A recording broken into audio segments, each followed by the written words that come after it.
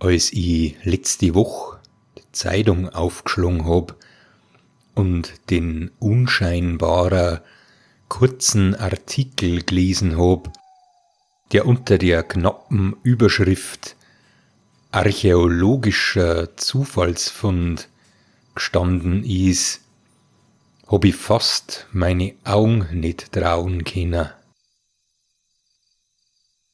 Laut dem Bericht ist vor einer kurzen Zeit leider nicht näher genannte Person ans Generalkonservatorium der Kunstdenkmale und Altertümer Bayerns herantreten mit dem Hinweis, dass er im Wald auf Fundamente und Mauerrestel in nicht unerheblichem Ausmaß gestoßen ist, die vielleicht von Interesse für die Institution oder die Öffentlichkeit waren. Ein Gutachter, der kurz darauf das Gebiet in Augenschein genommen hat, ist zu dem Schluss gekommen, dass weitergehende Untersuchungen durchgeführt werden müssen, aber dem ersten Anschein nach waren dies die Überrestel vom alten, verlassenen Dörferl. Aufgrund vom Zustand, so der Gutachter, müssten die Gebäude vor etwa 600 bis 800 Jahren errichtet worden sein. Und weil die Ruinen bisher unbekannt waren, wird in den nächsten Wochen eine gründlichere archäologische Untersuchung in dem Gebiet durchgeführt. Ungläubig habe ich meine Zeitung auf die Seiten gelegt und zum Fenster ausgeschaut. Die Siedlung, die da in dem Bericht erwähnt worden ist, die kenn ich nämlich. Die Steine, die sie der Wald im Lauf der Jahrhunderte wieder zurückgeholt hat und wo sie die überwachsenen, fast nimmer erkennbarer Grundmauern durchs Kreuz ziehend, die ist gar nicht so weit weg von der Ortschaft, in der ich leb. Vielleicht 2 Stunden Fußmarsch. Aber weil kein Weg mehr hinführt und das in einem schwer zugänglichen Talkessel liegt, finden da auswärtige Leute eigentlich nicht hin. Auch die meisten Einheimischen, die kennen das dunkle Flickerl nicht, das mit den Trümmer der ehemaligen Siedlung übersät ist. Ich kenn's schon und ich weiß auch, was damals dort passiert ist. Von der Geschichte, die sich die Leute von Generation zu Generation zugeraunt haben, über das grausame Schicksal, das das Dörferl und seine Einwohner damals ereilt hat. Ob die Schätzung stimmt, dass die Gebäude, deren Überreste da noch stehen, vor 600 bis 800 Jahren errichtet worden sind, wie der in der Zeitung zitierte Gutachter sagt, das weiß ich nicht. Aber ich weiß, dass die Siedlung weitaus älter ist und wann die Siedlung ungefähr verlassen worden ist, das weiß ich noch besser. Denn laut der Geschichten, die die Alten erzählt haben und die nur noch wenig Leute kennen, muss das irgendwann im 30-jährigen Krieg gewesen sein. Die Einwohner von dem Dörferl waren schon immer stolz drauf, dass eine Altvordern Einen beträchtlichen Teil von dem Wald, der in dem Tal gewachsen ist, gerodet haben, uns auch geschafft haben, dem kargen Boden so viel abzumringen, dass sie sich selber versorgen haben können, ohne dass auf Hilfe von außen angewiesen gewesen waren. Fremde sind selten in das Dörferl gekommen, das unterhalb am kleinen Holzkircherl gebaut worden ist, auf der Lichtung, die sie an die Westhäng vom Berg geschmiegt hat. Von Generation zu Generation ist auch die Geschichte von der Ortsgründung weitergegeben worden. War das doch, so hat's geheißen, mit einem Wunder verbunden. Die Siedler, die damals durch die Wälder gezogen sind, sollen genau an der Stelle Rast gemacht haben. Endlos lang waren's schon unterwegs und mittlerweile der Verzweiflung nah und halbert am Verdursten und haben in der Nacht eine Pause gemacht. Einer von der Gruppen hat bet gehabt, dass doch endlich ein Wasser finden mengt und hat sich nochmal auf die Suche begeben, während der Rest gerast hat. Laut der kirchlichen Überlieferung ist ihm der heilige Eustachius erschienen und hat ihm einen Weg gewiesen. Er ist querfeldein über den Berghang oberhalb von ihrem Lagerplatz gegangen und hat seine Augen nicht traut, denn vor ihm sprudelt an einer felsinger Stei das Wasser nur so aus dem Boden außer. Nicht weit von dem Pfleg, an der viel später das Kircherl gebaut worden ist. Dies war die Rettung für die Leute und aufgrund dessen haben sie sich an dem Pfleg niederlassen. Kurz drauf haben sie auch noch festgestellt, dass das ein ganz ergiebiges Jagdgebiet ist und dass weiter unterhalb auch mehrere andere Quellen gegeben hat. Dies war auch wichtig, denn nur kurze Zeit drauf haben sie festgestellt, dass die erste Quelle schon wieder versiegt war. Erst, wie es länger dort waren, haben sie ein gewisses Muster erkennen können. Die Quelle hat nur zu einer ganz bestimmten Zeit im Jahr ein Wasser hergeben. Ein paar Tage sind das gewesen, nämlich die Tage im August, wenn der Vollmond am Himmel gestanden ist. Die Jahre sind vergangen und immer mehr Leute haben sie dort angesiedelt und gewirtschaftet, während die Siedlung langsam aber sicher gewachsen ist. In die 1630er Jahre, als die Schweden durch Bayern gezogen sind, ist das Dörferl durch seine abgeschiedene Lage in dem Talkessel vom Krieg und die Verheerungen, die er mitgebracht hat, verschont blieben. Zu der Zeit ist aber ein Fremder in das Erdtal gekommen, der bei einer von den Bauernfamilien dort um eine Unterkunft gefragt hat, wie es mit ihrem Burm auf der Gretbeng dort gesessen sind.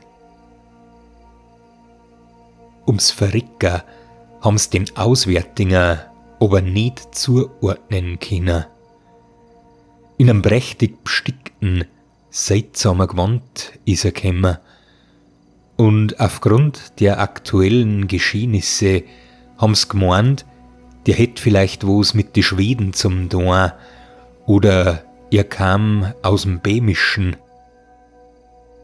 Ein albenhaft schmales und bortlos ja fast maskenartig anmutendes Gesicht, das ausgeschaut hat, als ob seine blasse Haut zu fest über seinen Schäl gespannt worden war, aber auf seltsame Weise einen Anschein von Zeitlosigkeit erweckt hat. Wer ihm länger in die zwei aufgeweckten, strahlend blaue Augen geschaut hat, hat eine Ahnung von der Weisheit gekriegt, die hinter seine Züge verborgen gewesen ist. Er hat schon recht schnell kennt, dass ihm die Leid mit Misstrauen begegnen, hat in sein Gewand eingelangt und ein Händ voll Münzen ausgezogen und dem Bauern in die Hände druckt. Ganz weltfremd waren's nicht, die Leid, aber sicherne Münzen haben's vorher noch nie gesehen gehabt. Der muss weit gereist gewesen sein, denn weder die Schrift noch die aufprägten Symbole, die nur noch ganz schwach erkennbar gewesen sind, haben er irgendwas gesagt. Natürlich haben's die Münzen genommen und haben den Fremden ein Quartier zugesichert. Aber was er da wei in dem Dorf, dies haben die zwei Bauersleid schon gefragt. Beiläufig hat er nur geantwortet: Ich bin da, dass ich euch was zeig. Und hat den Burm kurz von oben bis unten angeschaut. Hast das nicht einfach, die Säge? Was darfst denn sagen, wenn ich dafür Sorge trag, dass du von deinem Leiden erlöst wirst, dass du wieder gehen kannst? Wir, wenn der Blitz grad eingeschlagen hätt, haben uns den Fremden angeschaut, denn der Bur, der im Jugendalter war, ist seit seiner Kindheit mit einem lahmen Haxen geschlagen gewesen. Aber das hat der Mann unmöglich auf einen Blick sehen können. Zögernd hat der Bur genickt. Dann kommt's mit, ihr drei. Ich hab ein Geschenk für euch, hat er gesagt und ist mit gemessener Schritt in Richtung von dem Kapelle gegangen, während die Familie hinterhergeschlichen ist. Vor dem Kircherl hat er Halt gemacht und hat sich umgedreht. Feierlich ist er da gestanden und hat gewartet, bis die drei zu ihm aufgeschlossen haben. Der Fremde hat nur auf den Stein gedeutet, der dem Heiliger Eustachius geweiht worden ist. Der Stein, von der aus an die Wengertag im Jahr die Gwein ein Wasser hergibt. Und mit großen Augen hat die Familie entsetzt beobachtet, wie das Wasser von einem Augenblick auf den anderen fingerdick aus dem Felsen sprudelt. Mit einem Togantan, Katan, Gatano auf die Lippen geht der Fremde hin und hält seine Finger in die Gwein, geht zu dem Burm und benutzt seine Stirn, die Augen und die Lippen, um dann anschließend mit dem Rest sein lahmer Haxen zum Besprenkeln.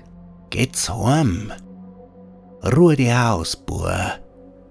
Wann die Sonne untergeht, wirst wieder gehen können. Ich hab dabei noch was anderes zum Tor. Fassungslos, so wie man einen armen Irren anschaut, haben's den Mann anglotzt. Noch ein paar Augenblick wortlos kehrt gemacht und sind zu ihrem Hof zurückgegangen, während sie der Fremde in Richtung Waldrand aufgemacht hat. Dem Bauern hat es natürlich keine Ruhe lassen. Während seine Frau mit dem Buben in die Stumm verschwunden ist ist er zum Dorfältesten gegangen, der auch in der Zeit schon weit umeinander gekommen war. Aber sogar der hat er nicht sagen können, woher die Goldmünzen, die er der Fremde gegeben hat, stammen. Am nächsten Tag schon ist der Bub von seinem lahmen Haxen genesen gewesen und ist umeinander gerannt und gesprungen, dass grad noch so erfreut für ihn war. Die Leute haben sich schon gewundert, warum der Bub denn auf einmal wieder laufen kann. Und während seine Eltern noch ein wenig umeinander druckst haben, hat er der Bub natürlich bereitwillig Auskunft gegeben darüber, wie denn seine Heilung vonstatten gegangen ist. Die Neuigkeit hat sich natürlich wie eine Lauffeier im ganzen Ort verbreitet, von dem Mann mit seinen wundersamen Heilkräfte, und so manch einer hat schon darüber spekuliert, wie er den Heiler denn davon überzeugen kann, dass er sich um seine Gebrechen annehmen möchte.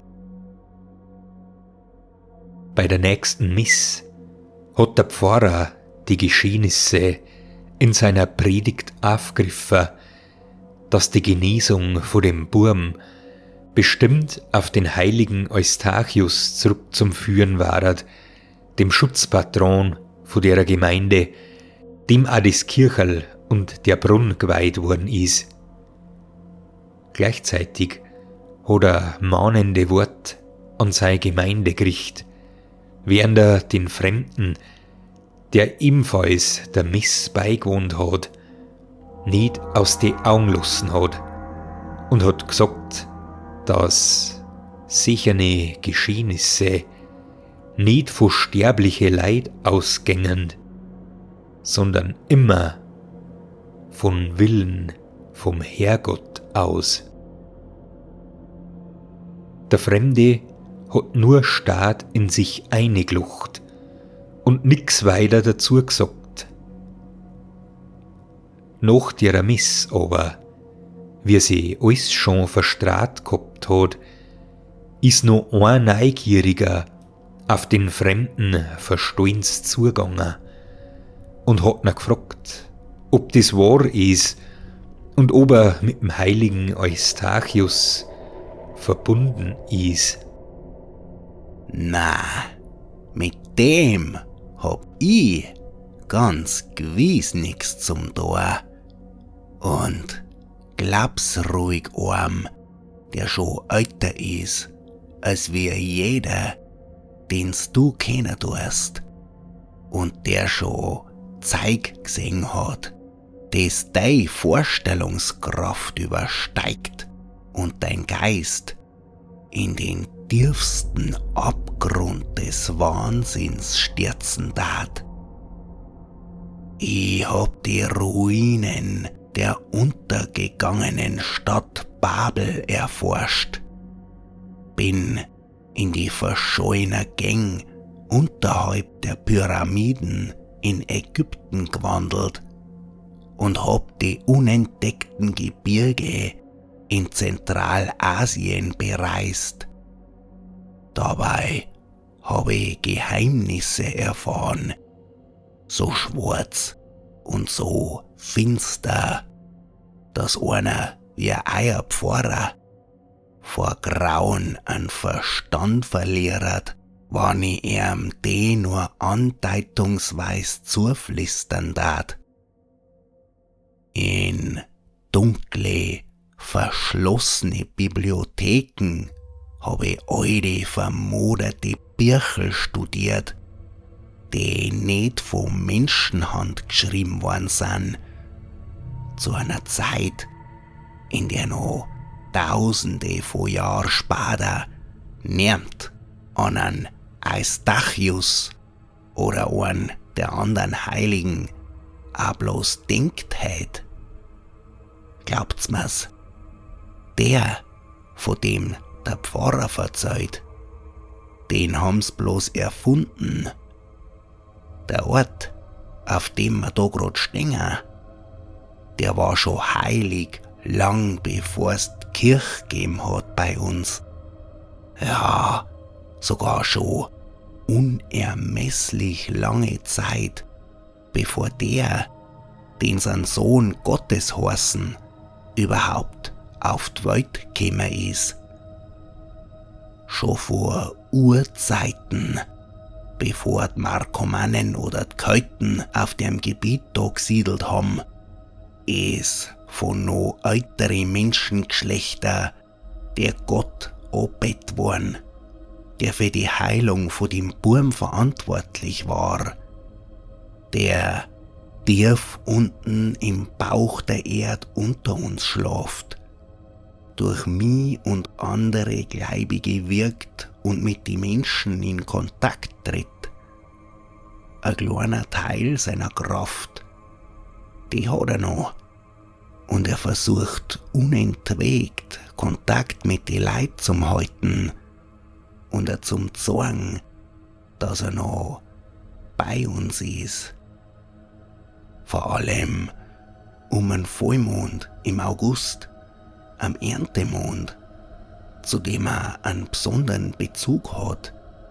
Da ist seine Macht am stärksten und das zeigt sie unter anderem in dem, dass die Quellen an dem Berg es Sprudeln anfängt.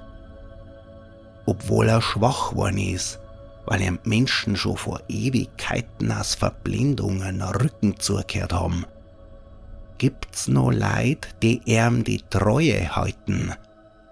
Und denen ist er mit einer Güte zugewandt, die sie die ungläubigen Leute gar nicht vorstellen können. Die Heilung von dem Burm war nur ein kleines Beispiel von seinem Wirken. Es ist wahrhaft unbegreiflich, was für Zustand auf Erden waren, wenn er wieder zu seiner ursprünglichen Macht zurückfinden tat. Taten überzeugen besser als Worte. Gibt's was, bei dem er dir behilflich sein kann? Vielleicht mit deinen Augen? Der Mann hat erst gar nix sagen können, denn es war fast so, als hätte der Fremde seine Gedanken lesen können. Er hat schon seit einiger Zeit gemerkt, dass sein Augenlicht immer schlechter worden ist und er bestimmt blind wird, wenn das so weitergeht. Er hat ihm zugestimmt und hat ihm erzählt, dass er wieder so singen möchte, wie früheres. Und wieder hat sie die gleiche Zeremonie bei der Queen zugetragen, wie 2 Tage vorher mit dem Burm. Und so sind die Tage vergangen. Der Augenkranke hat wieder singen können und ist nicht müde worden, dass er das auch unter die Leute verbracht. Wochen sind vergangen und die Leute sind zu dem Fremden gekommen, haben ihn um Rat und um Beistand beten. Bei miserabliger Ernte, wenn die Kühe 2 Mil gegeben haben, bei Krankheit oder sei's auch nur bei ausbliebener Jagdglück. Und um alles hat sie der Fremde und der Gott, der durch ihn gewirkt hat, kümmern können. Der Acker, den er gesegnet hat kurz drauf nur so austrieben. Das Viech hat so viel Mehl gegeben, dass die Milchkandeln fast nimmer gelangt haben. Jede Krankheit ist im Handumdrehen geheilt worden und es war so, dass die Hirschen die Jäger nur sofort querer gerannt sind. Und so ist es gekommen, dass die Leute nach und nach die Gottesdienste fernblieben sind und sie immer mehr an den Fremden hingewendet haben, der die Leute bereitwillig seine Lehren unterbreitet hat.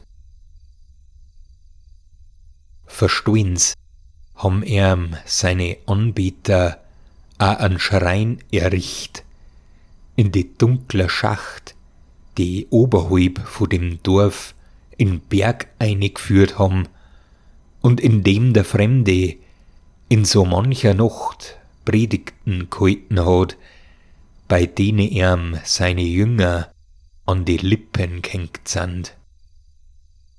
Während die Schar seiner Anhänger langsam aber stetig angewachsen ist, hat's doch so manche gegeben, denen die ganzen Vorgang nicht geheuer waren und die sie nicht zu dem neuen Gott hingewendet haben. Einer von denen, ein junger Bursch, hat die Entwicklung genau beobachtet und hat glaubt, dass sie die Leid und auch die Umgebung um ihn herum verändert. Was auf dem Acker gewachsen ist, nachdem's den Segen von dem Fremden erfahren hat, war zwar von üppiger Wuchs, die Farbe von die Pflanzen war aber seltsam unnatürlich, so ist sie ihm vorgekommen.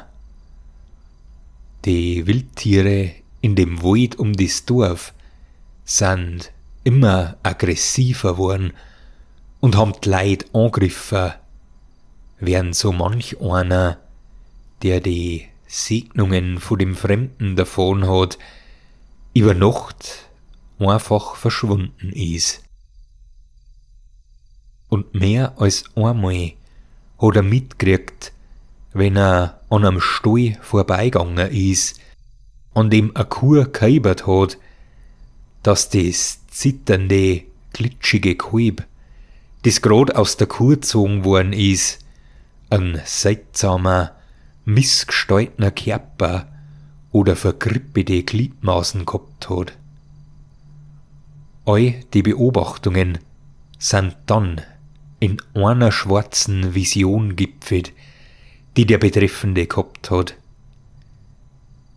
Mitten in der Nacht ist er im Schlaf aufgeschreckt, als er glaubt hat, Kreischer vom Dorfplatz zum Hören.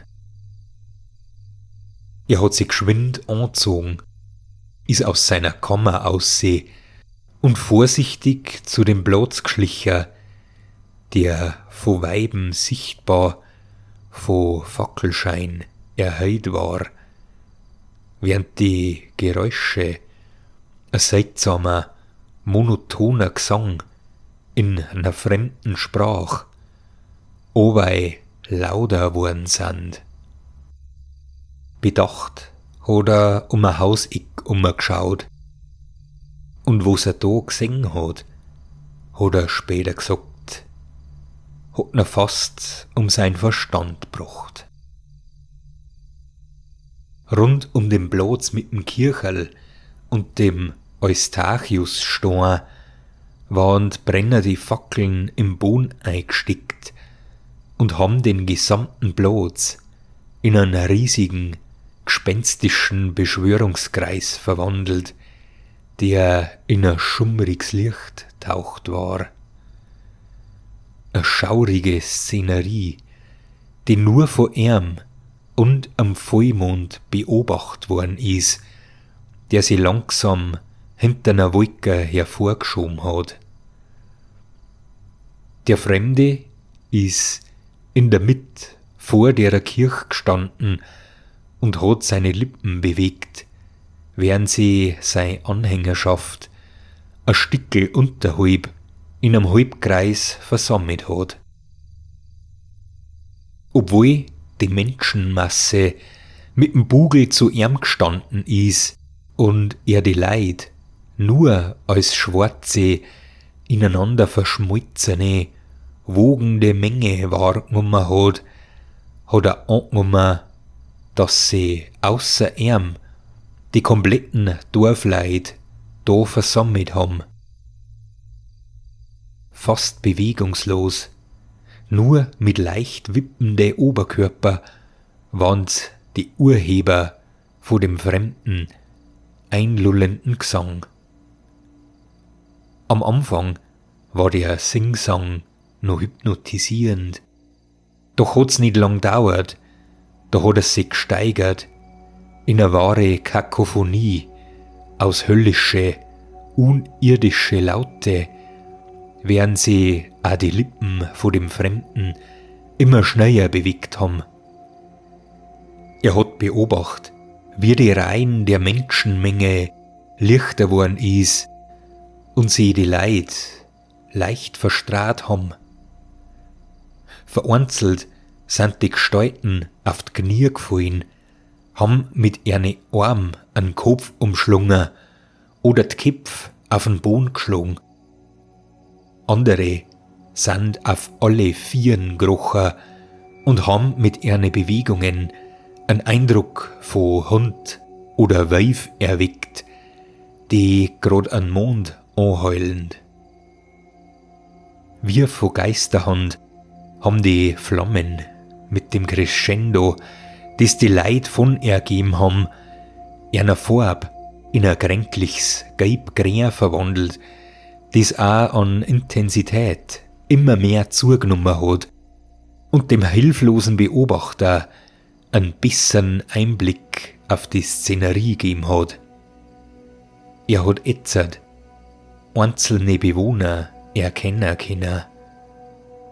Der Bub, der von seinem lahmen Haxen geheilt worden ist auf dem Boden gesessen, die Knie angezogen und war grad dabei, mit seinen Zähnen Fleischfetzen aus seinem Oberschenkel zum Reißen.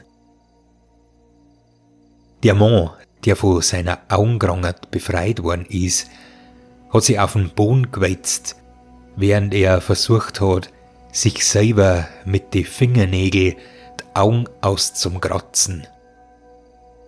Andere haben sich selber büschelweise die Haare ausgerissen, sind in wilder Raserei aufeinander losgegangen und haben sie in die Kehle von anderen verbissen.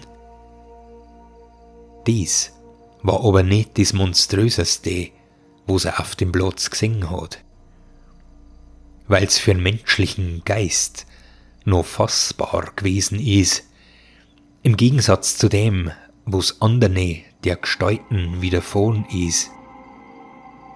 Eine Frau hat er gesehen, die sie am Boden gewunden und mit ihren Gliedmaßen umhergeschlungen hat, die von Schlag zu Schlag immer länger und dünner worden sind, und das seltsame Verrenkungen, die komplett widersprüchlich zu den gemorterten Gelenker in ihrem Körper waren. Ein Mann, der in seine Richtung torkelt ist, hat seinen wippenden Kopf mit den Händen umklammert gehalten, während der Schäl mit jeder Bewegung seine Form ein bisschen mehr verloren hat, bis er nach ein paar Meter einen Eindruck von einem sich windenden Tentakel gemacht hat, das aus seinem Hals bricht. Das Pandemonium, das sie innerhalb von dem Kreis aus Fackeln abgespielt hat in ihm schon einen Funken des Wahnsinns entzünden. Doch genau in dem Moment hat was anders seinen fiebrigen, gehetzten Blick auf sich gezogen. Außerhalb, ein wenig oberhalb von dem Kircherl, hat er gesehen, dass sich was Riesenhaftes in der Dunkelheit bewegt. Ein titanischer, unförmiger Körper, der sich zu dem atonaler Chor seiner wahnsinnigen Anbeter aus dem Boden der Bergfinsternis windt. Der aufblade, bleiche Körper, der sich da mit unzählige Klauen aus dem Berg gegraben hat ihn an eine aufdunsene Maden erinnert, aus der ein spitz zu einer Schnauzen zulaufender, augenloser Maulwurfskopf wächst. Von Augenblick zu Augenblick hat er sich her aufgerichtet, während er seinen Körper Meter für Meter aus dem Erdreich zwängt hat. Genau in dem Augenblick hat der Mann, der die Szene beobachtet hat, gewusst, dass er was tun muss.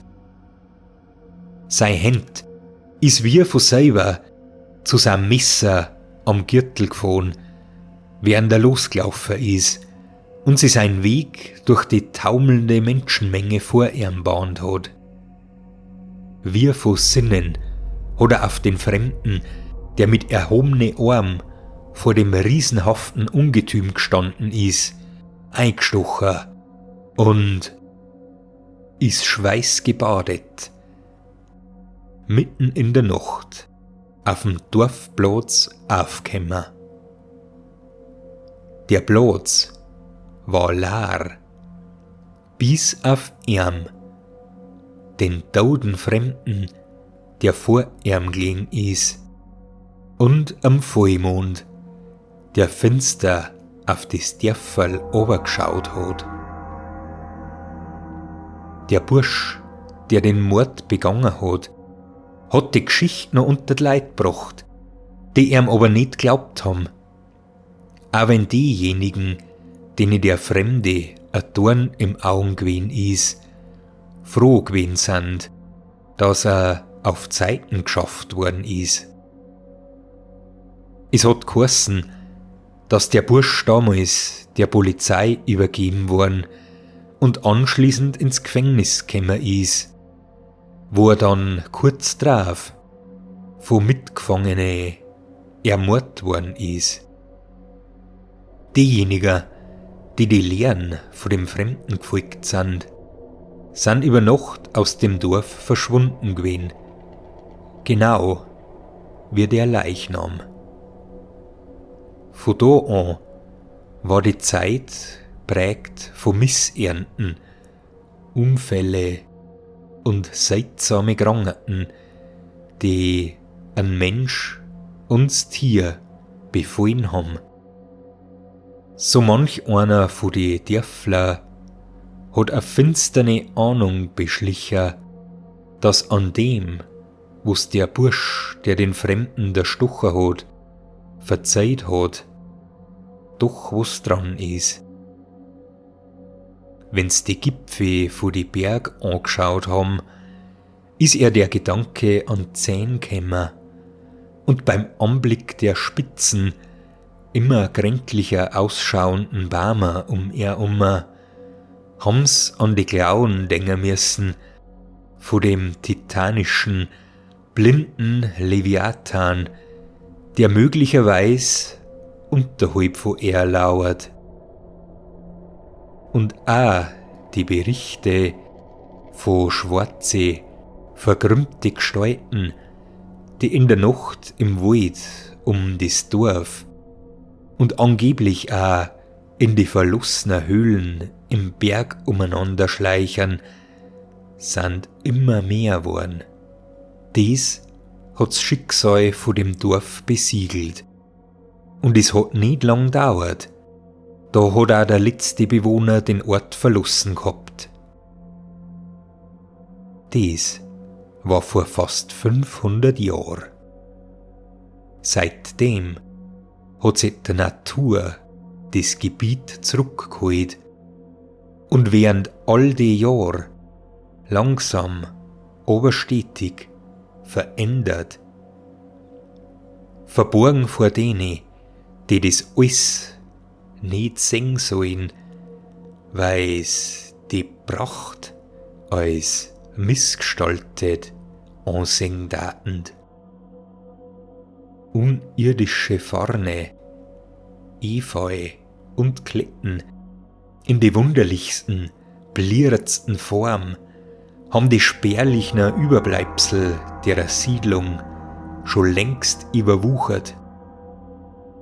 Blasse, abnorme Büsch wuchsen auf dem Dorfplatz, auf dem sie die Leute in der Vision von dem Mörder im Dreck gewälzt haben, und mächtige, verdrahte Bäume haben ihre Wurzeln tief ins Erdreich derer Berghängen geschlagen, in der er immer noch in seinem Schlummer liegt und Wort. Unten, tief unter der Erd, während er die Flora und Fauna über ihm schleichert verändert und verstohlene, bucklige Viecher durchs Gehölz schleichernd und ihrer unerschütterliche Wacht haltend. Denn die Gwein plätschert obeino und sprudelt vor sich hin an den ganz bestimmten Tag im Jahr. Obwohlst du noch nicht so lang bei uns dabei bist, kriegst heut von mir eine Aufgabe, die verantwortungsvoll ist. Schon bald ist wieder der Erntemond und du wirst dir denken können, dass wir keine fremde, Ungläubige brauchen können, die uns stören könnten. Das gehört verhindert, auf die eine oder andere Weise. Aber das überlose dir. Nimm dir ein paar von den anderen Leuten mit. Sag er, dass ich die schick. Togantan, Tya, Ziota.